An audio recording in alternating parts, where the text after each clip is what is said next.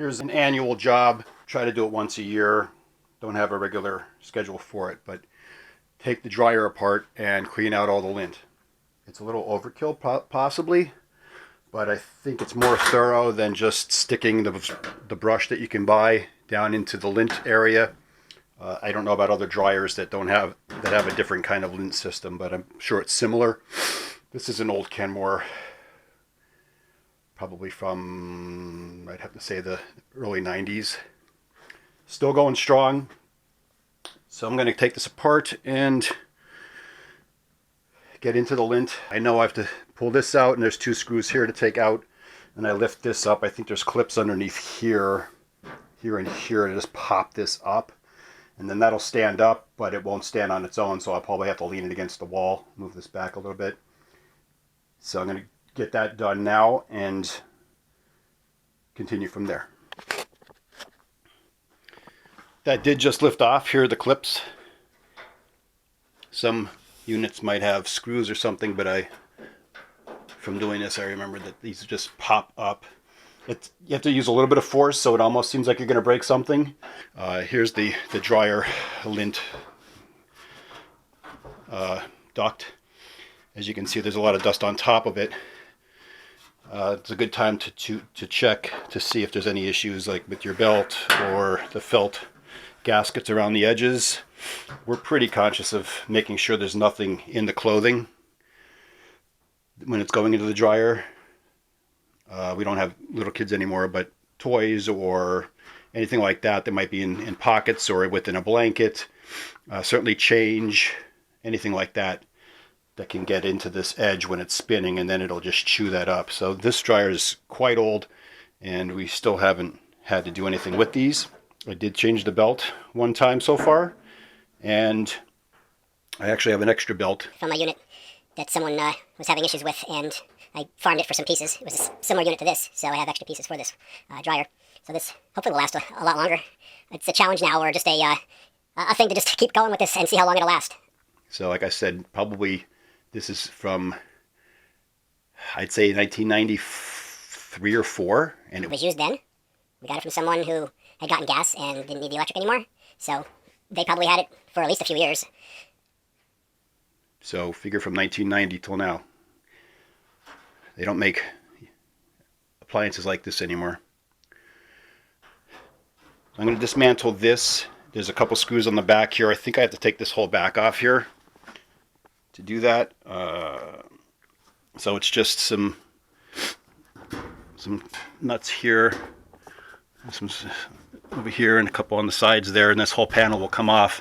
Then you can see right inside the whole thing and vacuum the inside, which you can't get with one of those brushes, lint brushes that you put down into the duct.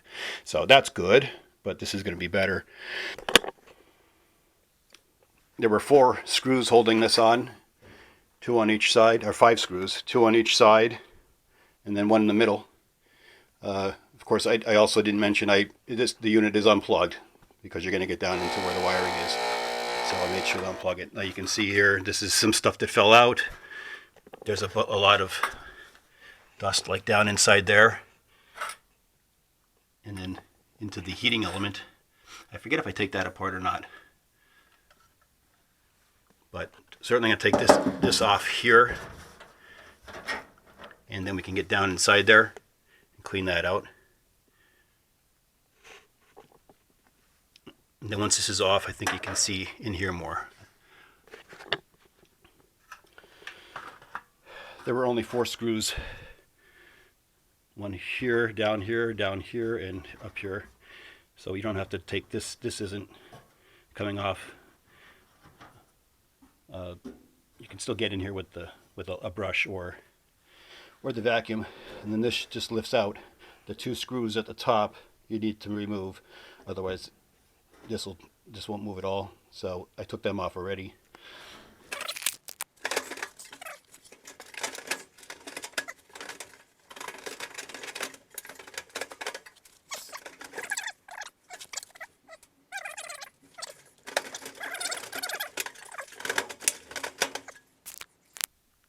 I probably should have made notes the other times I did this, but you think you're going to remember how to do it, because it's not difficult, but sometimes you have to think differently. So I was trying to pull this up and then out, and the curve of it is getting caught between this part here that's actually made on here, riveted on here, and then the body here. I detached this, which allows me to move the drum forward. I actually unhooked the front 2 screws here, so as you can see, the drum is now off of the track here.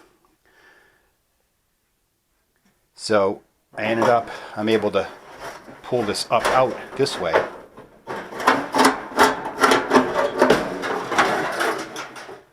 And you can see the dirt that's in there at the very bottom.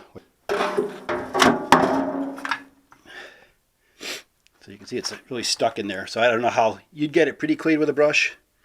You wouldn't get that bottom part probably, because your hoses are going to reach down in there. And you can see all of the where the input and output are, and the fan, all the dirt down here. It actually looks like there's sawdust. So I'm going to vacuum this all out. But I think it's worth doing this, especially if you remember how to do it. I don't know if I had to take everything apart that I did, but I do recall taking the front off. Not taking the entire front off, just the top 2 screws, which allows you to lean it forward. It gives you more space. So this is all the dirt that came out of the vent. And there wasn't a lot of heavy dirt. There was a few heavy spots down at the very bottom. But cumulatively all around inside there was a thin coat of dust, of lint all over, that was basically caked on there. So that's just going to get worse and worse and build up, because there's no resistance. As it's going through, the other lint's going to gather on that. So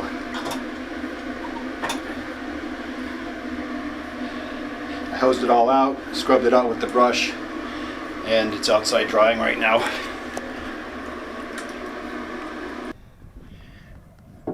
Here it is here.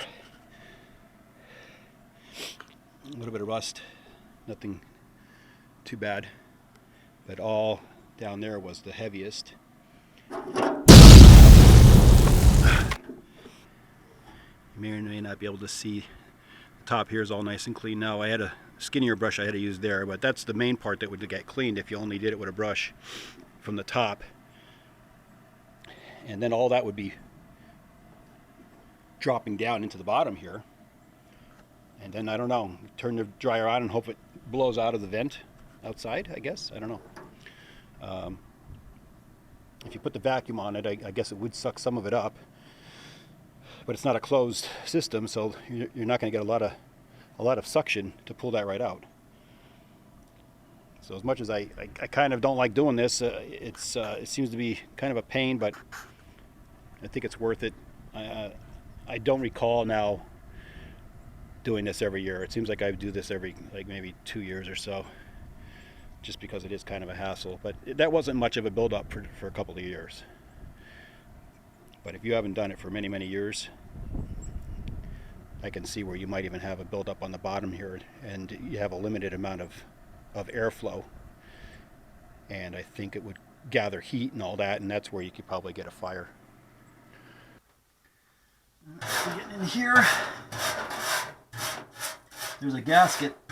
There used to be a gasket anyway. There's not really much of one now.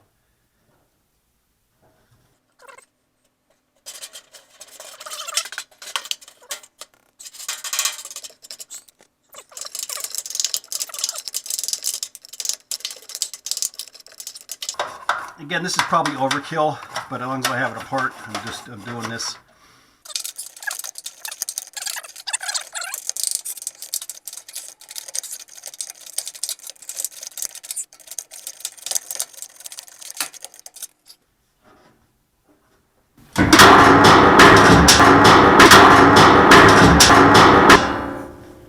Okay, that didn't sound good.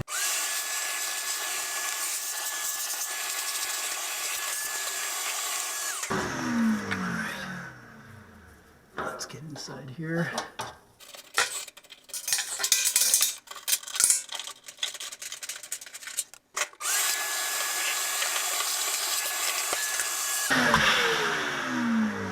I'm gonna inside the heating element. Yeah, I don't feel anything up inside there.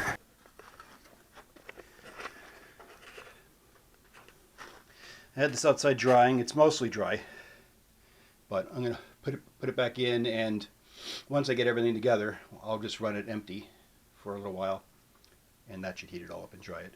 I did use really hot water on it, so it's mostly dry, air dried. And put this back in, get the back, put that back together. I noticed there was dirt down inside the drum here that had fallen, so I blew that out so I don't close that up with the dirt in there. So there's a few things to pay attention to, a little bit of common sense. The piece in front, this whole part in the back is moving forward because the drum's disengaged and the back piece is disengaged. I'm able to slide this down. So.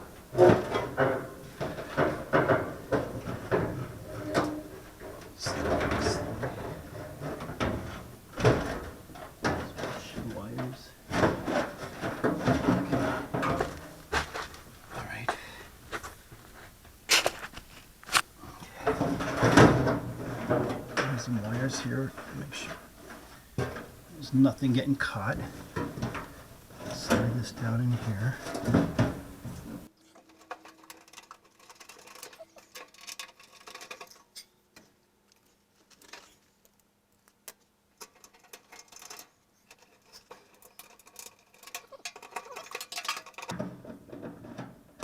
Just tightening it till it stops.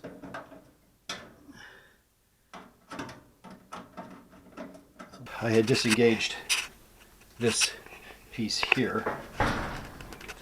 I disengaged this piece here so that the drum could be pulled out. And with this forward, it gives me more space to get this piece out. So I lost the one screw here. There's actually two on each side. So I could put one back in there, and then that'll hold it together, and then put that all back together, take the front off, maybe reach down inside there and see if I can find the one that's missing.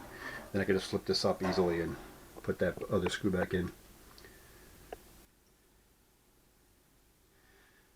Be careful not to... Oh. Darn it.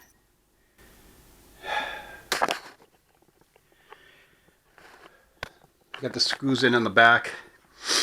I had the two screws up on the top of the front off, and on this particular dryer there's no screws on the bottom. It just lifts up and then off, and then there's the two wires for the switch, for the dryer switch, for the door switch to turn it off when you open the door. So I've got that all off. I should have access underneath here fine. Okay, and as you can see, there's a lot of dirt in the drum from when I blew the dirt off the gasket in there. So underneath here, oh yeah, there's a lot of dust on the bottom, so I'm glad I'm doing this. And I should be able to find my stupid screw and my socket that fell down in there.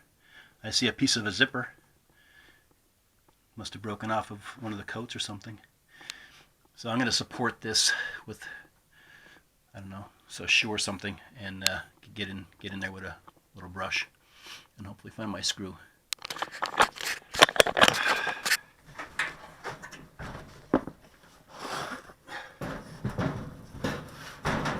There we go. Okay, now let's see where that stupid screw went. I see the socket. It's in a groove by the motor.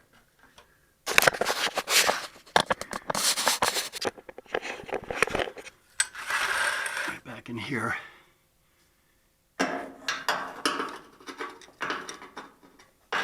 Right out of the way.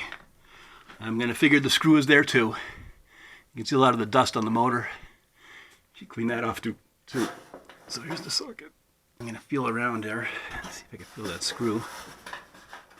There it is. Right in the back in a groove. Alright, let's get a brush going here. As much as this seems like it's overkill, I think every once in a while it's worth it. Maybe do the skinny brush thing every year, just to do a little bit of maintenance.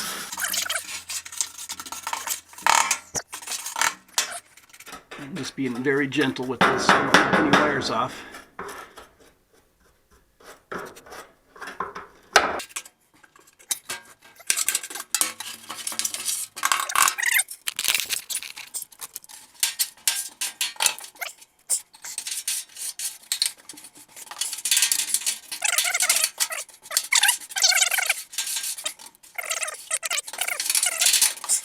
All right, I'll finish that up, get the vacuum going, and then we'll get this baby back together. Here's the inside of the panel.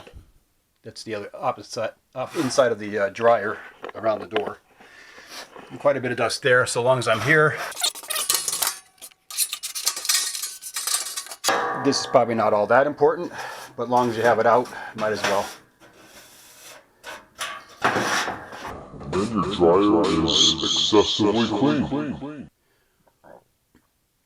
And no one will know, except you. And no one will know the trouble that you went through if you ran into trouble. I think everyone's par for the course as far as losing a screw inside there or whatever, so. All right.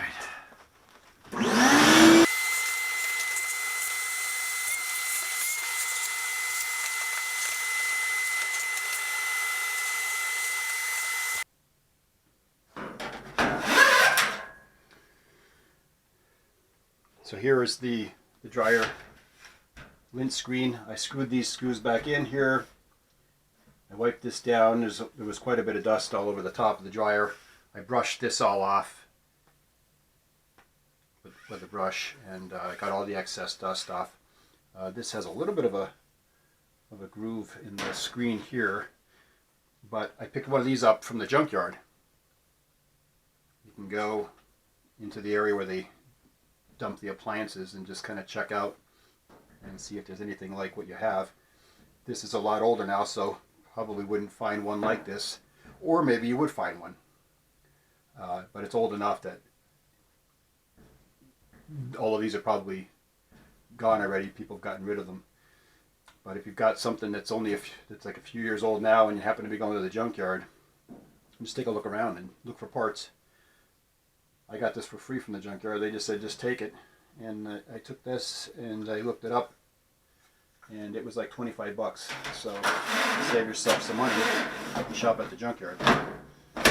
Looking at the back, I looked at the heating element with a mirror underneath, and I don't really see anything up inside.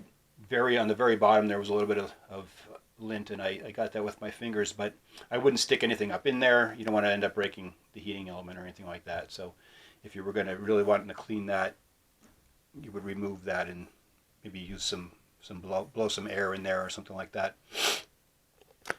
I vacuumed all around there again, and now I have the back panel. As you can see, there's quite a bit of dust on the back panel also. So I'm going to clean that off, and then we'll be ready to put this thing back together and try it out.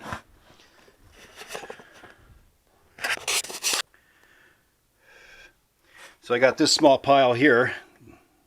It's enough for your palm, just off the back panel.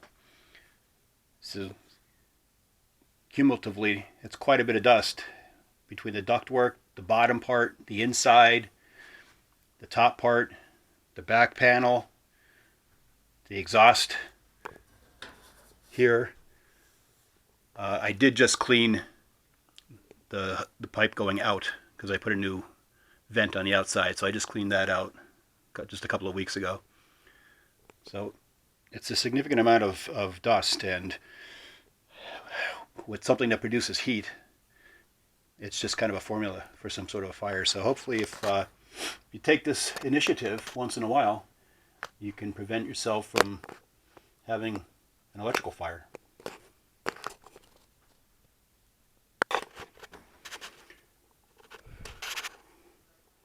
Okay, so before I put this in place, I figured I'd turn it on, make sure everything works, make sure the heat comes on, make sure I didn't jar anything loose. It's a little hard to get the vent going outside on because there's not a lot of space. So rather than struggling doing that and then having to undo it and redo it and all that, I'm going to turn it on now. Probably see a lot of dust fly out of here. So let's see. Well, not too much, a little bit.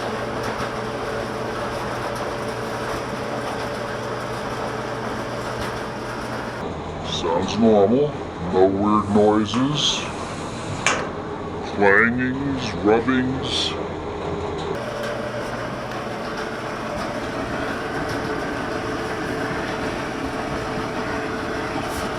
Still a little bit of dirt in the vents here.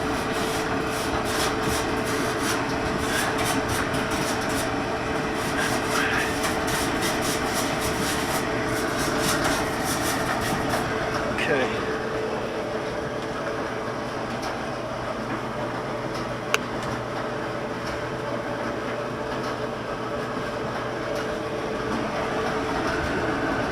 It's warm. Give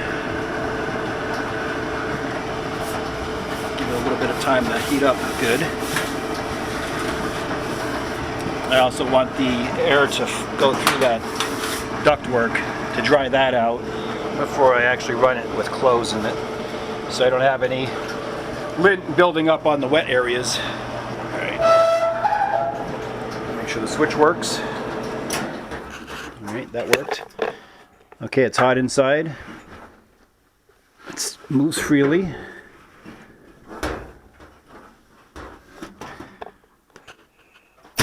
This is done. I just have to put it in place, and that's a wrap. Everything's back in place and clean. I wiped down the whole outside. This is, like I said, quite a few years old, from the early 90s. So there's going to be Mars and a little bit of rust and that kind of thing. But overall, not in bad shape. Our little garbage can for the lint. Our dryer sheets, neat and tidy.